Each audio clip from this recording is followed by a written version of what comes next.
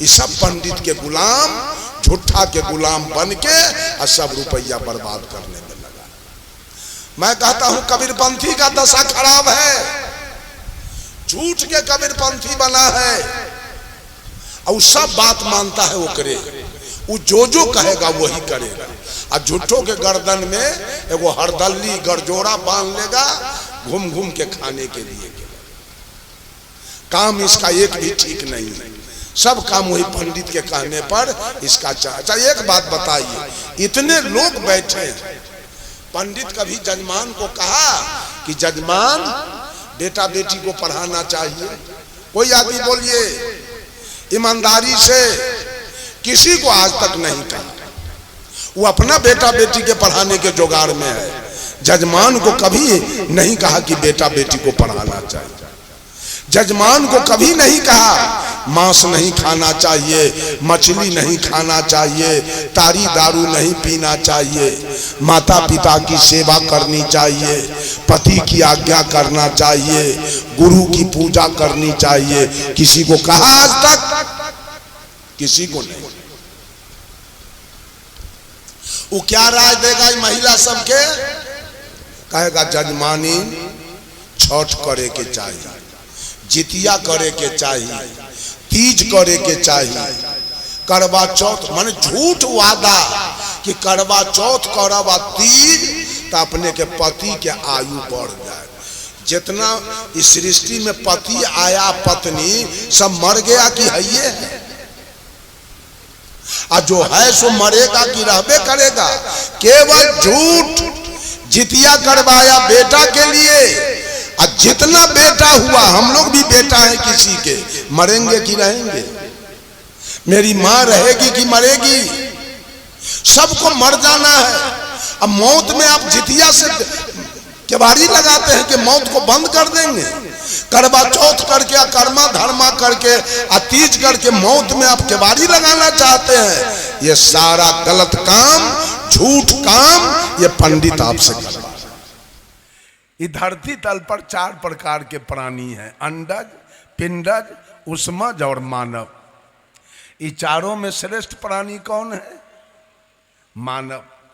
आप मानव को सदगुरु कबीर ने राजा कह के पुकारा है। वो राजा, इस धरती तल के मालिक तुम हो, सारा अधिकार तुम्हारे हाथ में है, तुम जैसा करोगे वैसा होगा। कहते हैं सदगुरु कबीर, वो राजा, इस धरती तल पर एक बहुत बड़ा झगड़ा लग गया है। झगड़ा क्या है?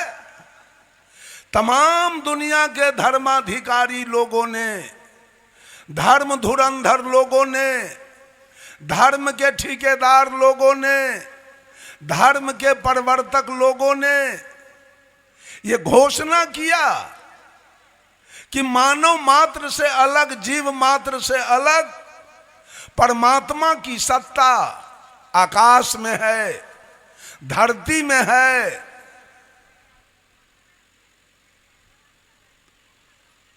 कबीर को छोड़कर, बुद्ध को छोड़कर जितने धर्म धुरंधर लोग हैं, सब ने परमात्मा की सत्ता को आकाश में बताया। आकाश में भगवान है, और वो भगवान कैसा है? सर्वत्र है। भगवान से एक तिल जगह खाली नहीं है। भगवान यदि सर्वत्र है तो भगवान कसाई खाना में भी होगा, भगवान मच्छर हट्टा में भी होगा, भगवान दारू के भट्टी में भी होगा, भगवान वेश्यालय में भी होगा। चूंकि उससे एक जगह तो खाली है नहीं, वो सर्वत्र है। कहा धर्म धुरंधर लोगों ने भगवान सर्वत्र है, भगवान सर्वज्ञ है, भगवान सर्वशक्तिमान है, भगवान सर्वेश्वर है, भगवान सर्वव्यापक है, भगवान सर्वगुण संपन्न है, भगवान सर्वांतर्यामी है, भगवान सार्वभौम सत्ता संपन्न है। ऐसे एक भगवान की सत्ता है जिसके कृपा से सारी सृष्टि चल रही है। बंधुओं, साहब कबीर कहते हैं जो निर्वारे सो निर्वाण, जो इस झगड़ा का निर्वार करे, जो इस झगड़ा का समाधान करे, जो इस झगड़ा का फैसला करे, जो इस झगड़ा का निराकरण करे, वही निर्वाण होगा, वही फादर ऑफ नेशन होगा, वही परम ब्रह्म परमेश्वर होगा, वही मालिक होगा। झगड़ा एक बरो हो राजा राम, जो निर्वारे सो निर्वाण, ब्रह्म बरा की जहां से आया। साहब कबीर ने इस पर शंका रख दिया, ब्रह्म बरा की जहां मां से आया। ब्रह्म माने क्या होता है? ब्रह्म, ब्रह्म माने भगवान, खुदा, गॉड, श्रेष्ठ, पूज्य, जिसको मालिक कहा जाए।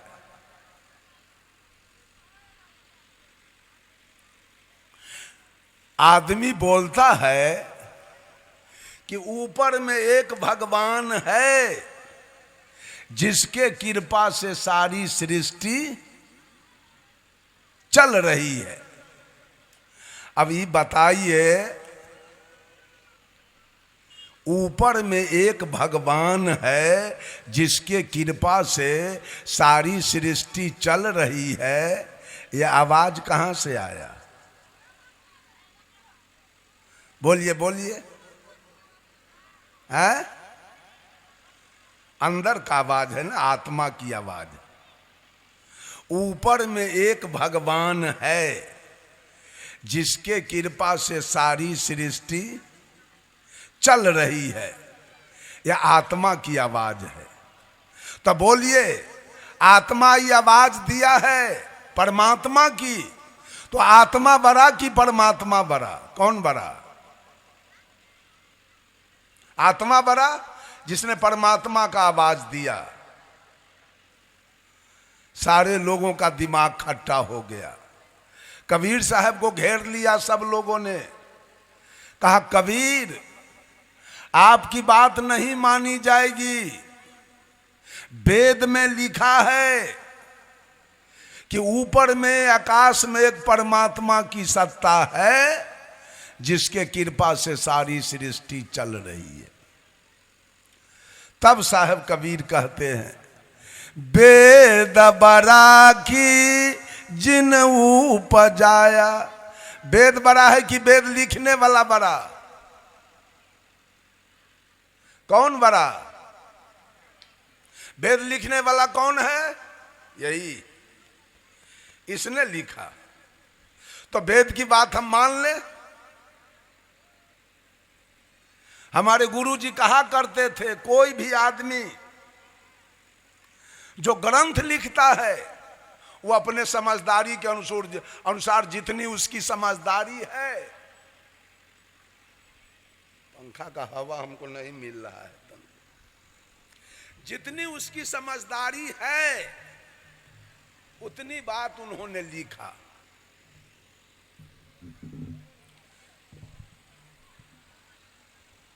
समझदारी के अनुसार हर आदमी स्वतंत्र है। उसको जरा लगाओ ना, तनिए देर हमको रहना है जी, 2.5 घंटा बोलना है। व्यवस्था करो ठीक से।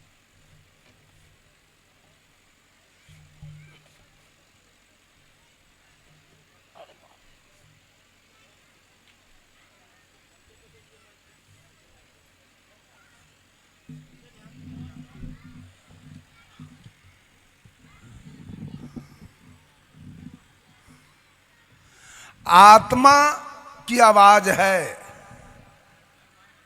तो सब बात मान लिया जाए। तो वेद वालों ने लिखा कि एक विराट भगवान थे जिसके मुंह से ब्राह्मण पैदा लिया, जिसके भुजा से क्षत्रिय पैदा लिया, जिसके पेट से बैस पैदा लिया और जिसके पैर से शूद्र पैदा लिया। मान लिया जाए इस बात को। वेद ने 4 वर्ण बनाया, ब्राह्मण क्षत्रिय वैश्य शूद्र।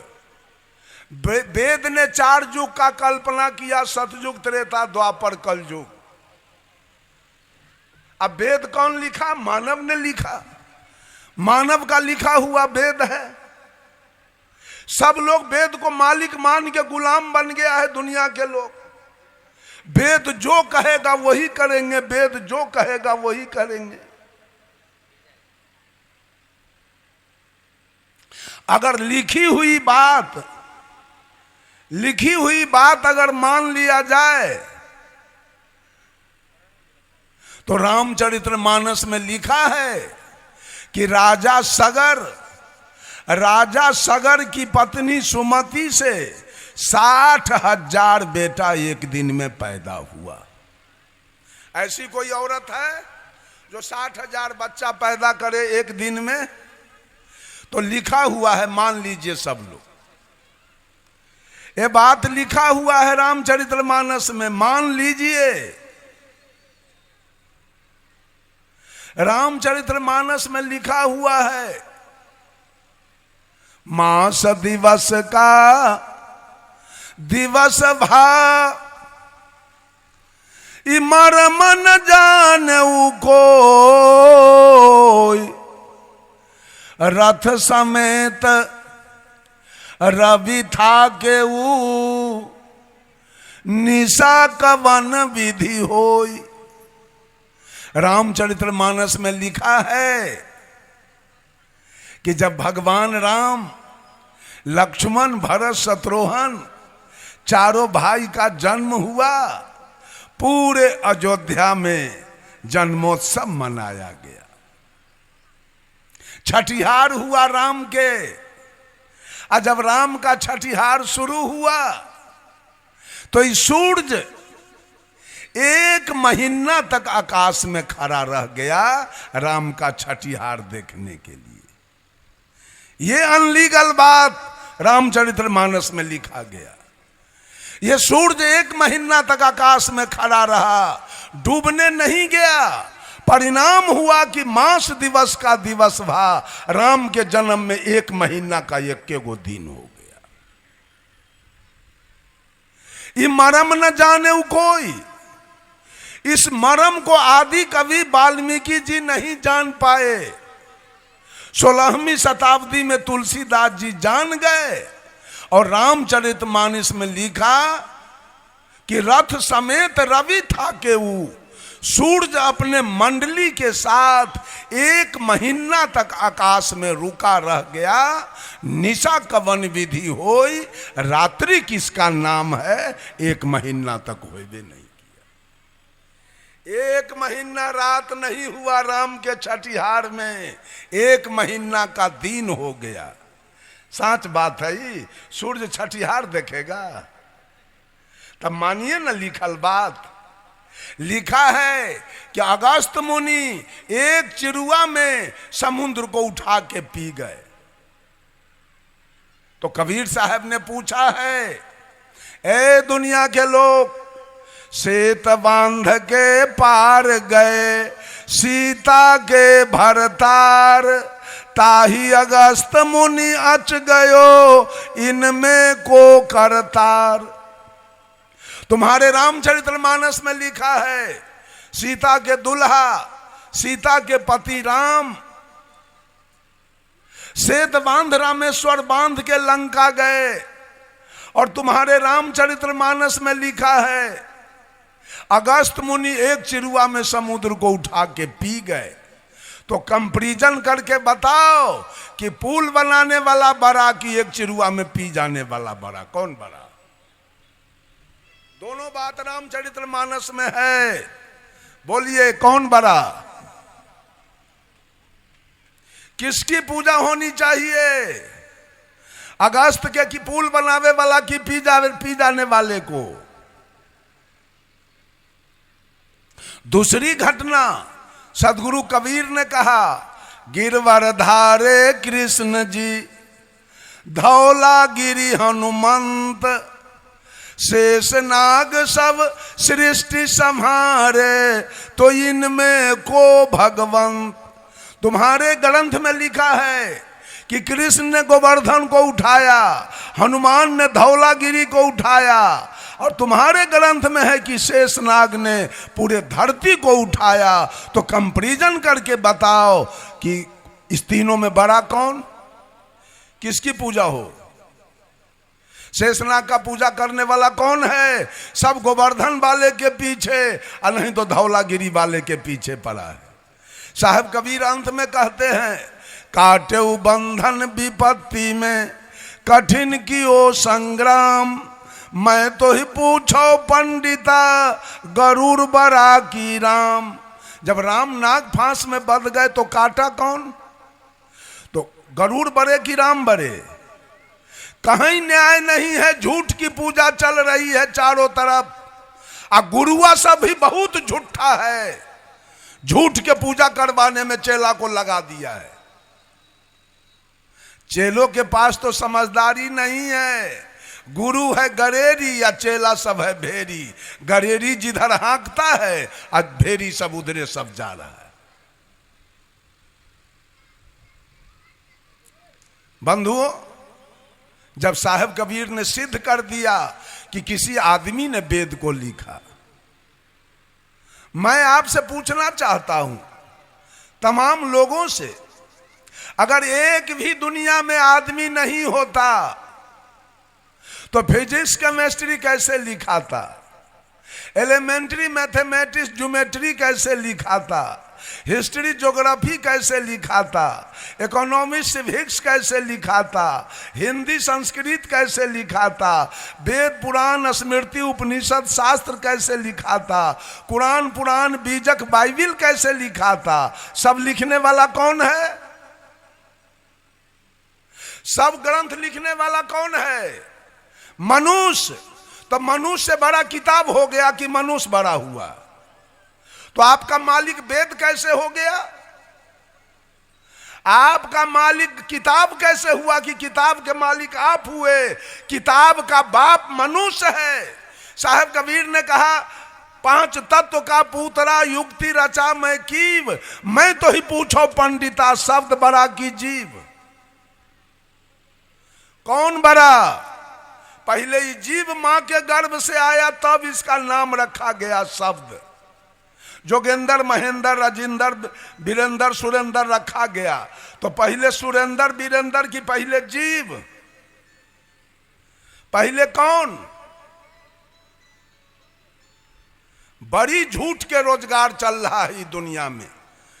गुरु लोग सब बहुत अपना नाम कमाने के लिए, अपना महत्वाकांक्षी बनने के लिए, अपना नाम रेडियो टेलीविजन पर निकलवाने के लिए, अपना चार चक्का जहाज पर चलने के लिए इस भोली भाली जनता को तनिए पाठ गुरु लोग नहीं पढ़ा रहा है।